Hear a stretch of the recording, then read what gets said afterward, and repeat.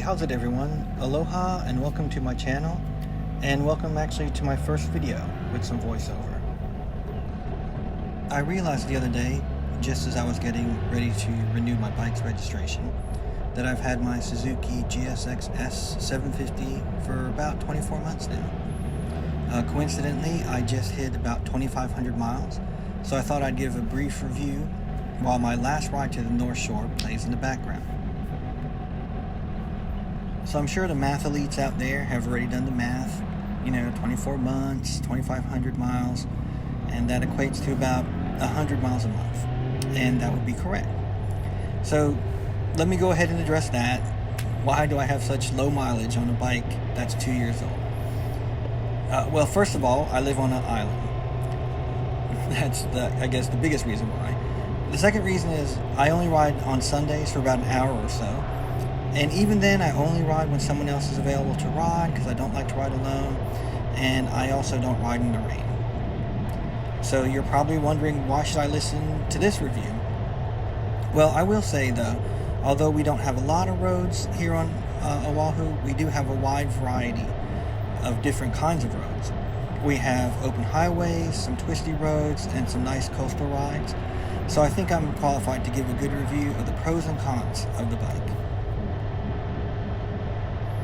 Okay, so let's start off with the cons and pros of the 2022 Suzuki GSX-S750. I'd like to start off with the cons so that we can end on a positive note. The first con is the weight, which is very apparent when you take the bike off the side stand.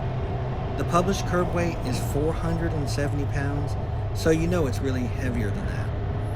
To make matters worse, it has a relatively large 16-liter gas tank that is carried high on the bike, making it very top-heavy. In fact, I usually don't fill up the tank all the way to avoid the weight penalty and the shifting of the gas in the turns.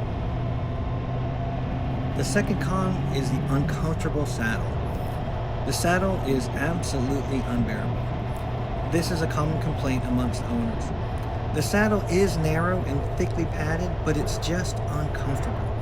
I can't ride it longer than 30 or 45 minutes without stopping. And just as an aside, I've ridden super sports and other nakeds. I've ridden most of my life. I have never had a bike this uncomfortable. And I know what you're thinking, just get an aftermarket seat. Well, that brings me to my next point. The next con is the saddle height, which I think is a little tall. The published height is 32.3 inches, which isn't that bad, but as we said before, the bike is heavy and it carries a lot of the weight up high. So it makes the bike a bit unwieldy if you're vertically challenged.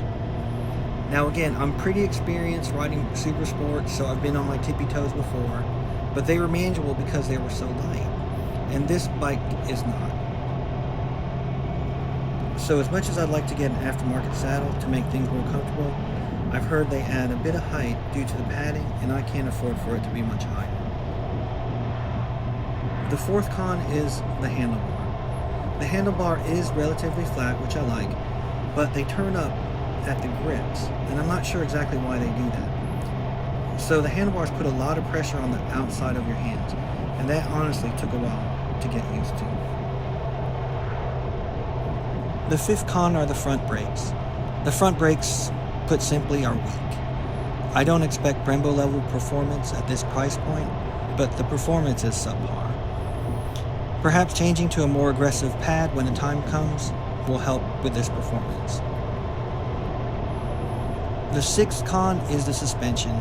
Now this is another area where the price point really shows.